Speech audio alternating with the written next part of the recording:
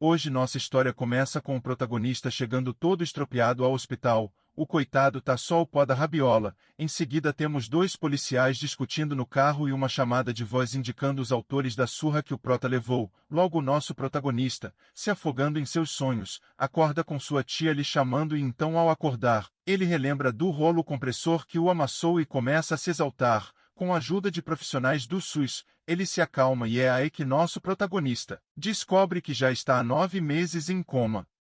A seguir temos sua tia lhe explicando de todo o acontecido. A tia do prota começa a lhe explicar que ela fez tudo o que podia para buscar justiça, mas infelizmente os autores da macetada que o prota levou são pessoas influentes e com maestria em corrupção, assim conseguiram comprar todos que podiam e quem não podiam simplesmente tiravam fora da jogada. Eita! Parece até ser no BR esta história. Então a tia joga pá de cal na sanidade do nosso prota. Ela lhe informa que seus pais, em um ato para chamar a atenção desta injustiça, colocaram fogo neles mesmos em frente a um ponto turístico para que todos vejam. Logo o que vemos é nosso prota entrando em desespero e desejando que toda a situação seja apenas um sonho, na verdade um pesadelo.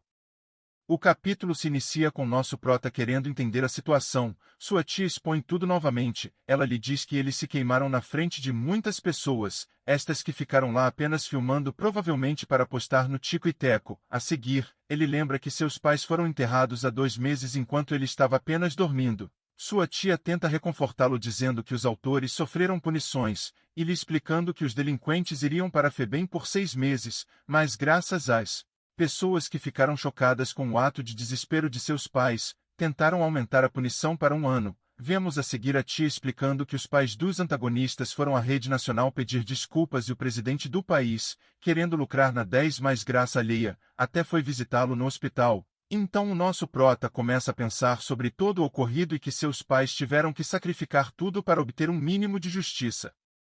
No painel seguinte temos uma senhora conversando com um cara, que parece até um terrorista do Counter-Strike, e ele lhe explica, em tom extremamente sério, que ela não pode em hipótese alguma visitar o proprietário e residente que mora no térreo do prédio, senão um melo contrato que eles têm. Após estes diálogos passamos para a cena do prota, em meio ao lixo e em frente ao seu PC positivo. Obcecado com os responsáveis por sua ruína, ele pesquisa por empresas, nomes, tudo, só para quando ele vê uma mensagem no seu Galaxy Pocket indicando que em 10 minutos ele terá visita, mas ele cai na pegadinha do malandro e a visita chega em 1 minuto. Vemos uma enfermeira adentrar a seu quarto e lhe dizer para tentar viver como gente. Agora vemos que a enfermeira começa a fazer um pequeno check-up no nosso prota, e não satisfeita critica as atitudes de reclusão dele que já dura 2 anos. No mesmo instante, em modo velho da lancha, ele paga ela e ela entende que ele quer que ela dê linha na pipa. Antes de ir ela recomenda que ele comece a viver um pouco e nosso prota apenas ignora. Após ela sair nosso prota volta para seu PC positivo e começa novamente a buscar informações daqueles que destruíram sua vida. Ele tenta verificar mensagens mas é barrado pelo sistema, e num piscar de olhos, usando suas táticas de hackear Facebook, ele consegue entrar no chat do grupo sem fazer muito esforço.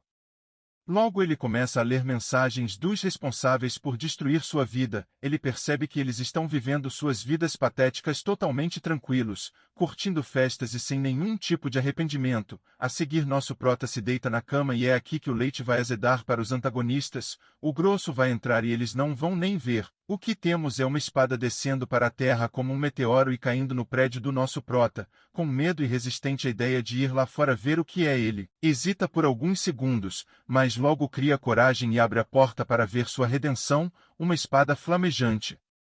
Iniciamos o capítulo com nosso prota olhando para a espada e se perguntando como ela chegou ali. Ele bola algumas teorias mas nenhuma convincente o bastante para entender como.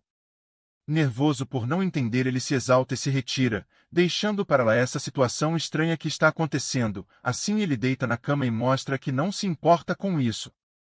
Logo entra em cena a espada retumbando tambores, direcionando nosso prota para um sonho. Neste sonho nosso prota se vê em meio a um grande exército que irá lutar contra vários e vários monstros. Logo ele vê um Giga Shed Vader segurando uma espada que ele reconhece. Apenas o balançar dela faz nosso prota sentir a pressão do seu poder. Quando ele se recompõe e olha para frente novamente, o que ele vê é uma pilha de monstros mortos e a espada fincada no topo. Na seguinte cena temos nosso prota Novamente no quarto e entendendo que tudo era um sonho, mas logo ele percebe o barulho de tambores e entende que pode não ser só um sonho. Ele caminha até a porta para novamente se deparar com a espada e constatar que ela está em chamas.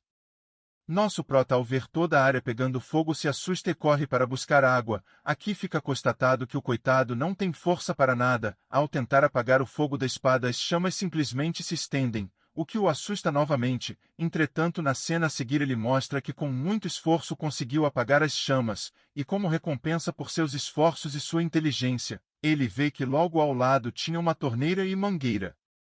O que temos a seguir é o prota acordando e demonstrando que após 4 dias ele já está acostumado a esta rotina. A espada retumba tambores e ele vai lá apagar o fogo. Ele ainda quer entender de onde vem o barulho, mas não compreende nada da situação.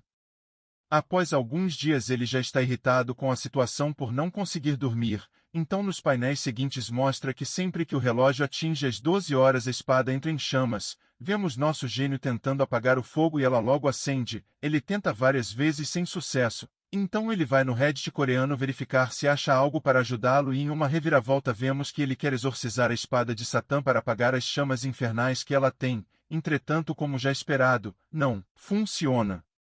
Após várias horas, exaurido de cansaço, ele constata que de dia a espada se apaga e à noite entra em chamas. Ele se pergunta se compensa tentar exorcizá-la à noite, entretanto ele já demonstra estar cansado de toda a situação. Como o grande gênio que ele é, ele pega o Mjolnir da Shopee para destruir a espada. Logo ele percebe que alguns produtos chineses não prestam. Com raiva e sem acreditar, ele entra em casa e busca um taco de beisebol. Só que desta vez ele ganha uma tacada na testa como recompensa e fica deitado no chão reclamando. Após ver que nada funcionava, ele teve, até que enfim, a ideia de tentar tirá-la do chão, e ao tocar a espada as chamas reapareceram, e uma grande bola de fogo surge sobre sua cabeça. Imediatamente esta bola de fogo tenta entrar em sua mente e o que vemos é o prota tendo várias recordações de sua família e do guerreiro Giga Chad Vader. Após alguns segundos ele consegue retirar a espada e cai desmaiado no chão. Iniciamos um novo capítulo com as tias fofoqueiras do prédio em ação. Elas reclamam do barulho que o prota anda fazendo e relatam que sequer o já viram, e que até pensaram em chamar a polícia, mas que o síndico disse que só para ligar se ele estiver morrendo. No painel seguinte nosso prota acorda e se pergunta se o que viu era um sonho, pois tudo era muito real. Ao tentar se levantar ele vê que está segurando a espada e percebe que o chão está intacto. Ao analisá-la ele reconhece que ela é muito maior que ele. Ele a levanta, mas com sua falta de força logo cai no chão estrupiado.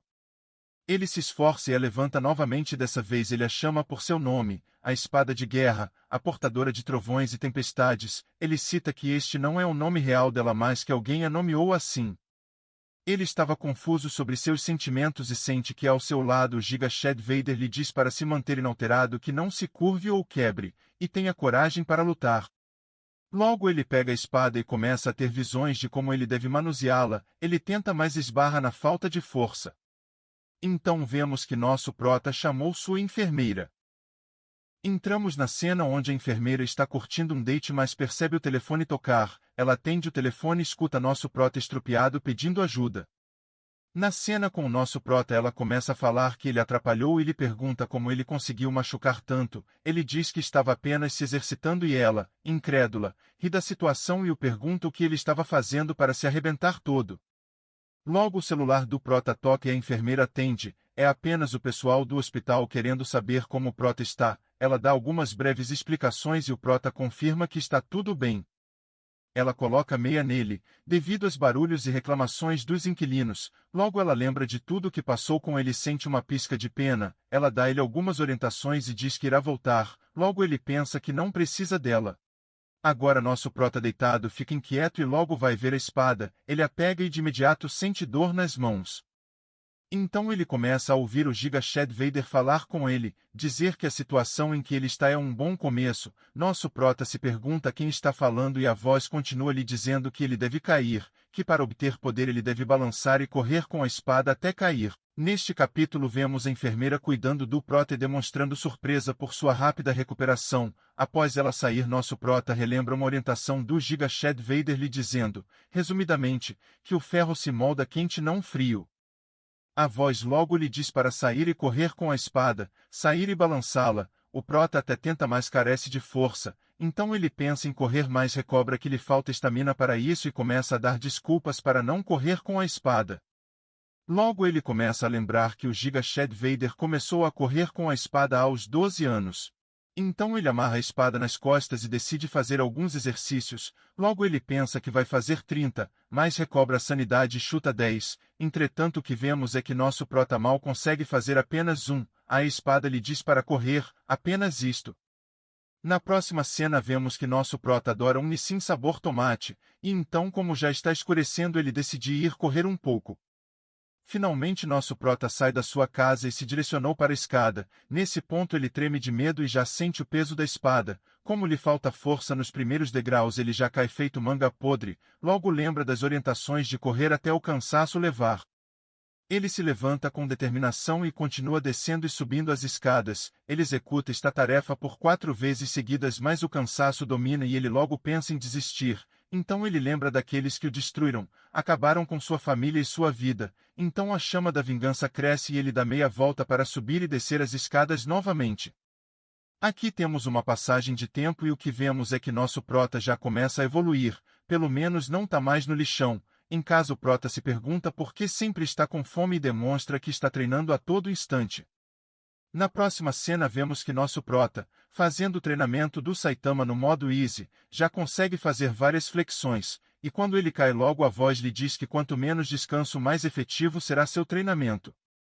Logo ele se levanta e começa a subir e descer as escadas. Após esta etapa ele começa a balançar a espada e a voz o questiona qual é o seu propósito, qual é o seu objetivo por trás de tudo isto. Então nosso prota lhe diz que tudo isto é pela doce vingança. Iniciamos um novo capítulo com nosso prota pensando em todo o ocorrido e nas perguntas que o Giga Chad Vader lhe fez, então ele mostra que está convicto que deseja vingança. Na cena seguinte temos nossa querida enfermeira tentando novamente fazer nosso prota cair na pegadinha do malandro, mas rapidamente ele aparece e frustra seus planos. Ela começa a questioná-lo sobre sua saúde e o prota sempre lhe dá a mesma resposta. Ela acredita que isso tudo é porque ele não deseja mais ir à escola, e então o prota fica de pé em sua frente e diz que não vai mais à escola. Ela se surpreende, mas não com a repreensão dele e sim com o quão alto ele ficou. Logo ela percebe que ele está no processo de se tornar um Giga Chad e começa a boliná-lo, reconhecendo que ele está musculoso. Após a interação com a enfermeira vemos nosso prota novamente balançando a espada e relembrando das palavras do Giga Chad Vader, onde ele cita alguns ensinamentos sobre limites e poder. Então vemos o prota pensando nestes ensinamentos, que é treinar até o limite da exaustão e balançar a espada 10.000 vezes em um dia sem parar. Assim ele obtém a indomabilidade e a bênção da espada, que juntos lhe darão o poder da essência da fé. Logo ele percebe que ele ainda é só um pequeno grão de areia no oceano, e que precisa treinar mais, muito mais. Então temos uma passagem de tempo de 1 ano. Aqui vemos, como sempre, um político com seu discurso doce, cheio de malandragem, fazendo grandes promessas. Então podemos ver este mesmo político agradecendo a um dos seus parceiros por lhe ajudar. E qual é esta ajuda? Trazer de volta para o país os delinquentes juvenis. No fim do capítulo podemos ver que nosso prota está atento à TV, vendo o político mequetrefe cuspindo asneiras. Assim terminamos a primeira parte. Inscrevam-se e comentem. Até breve.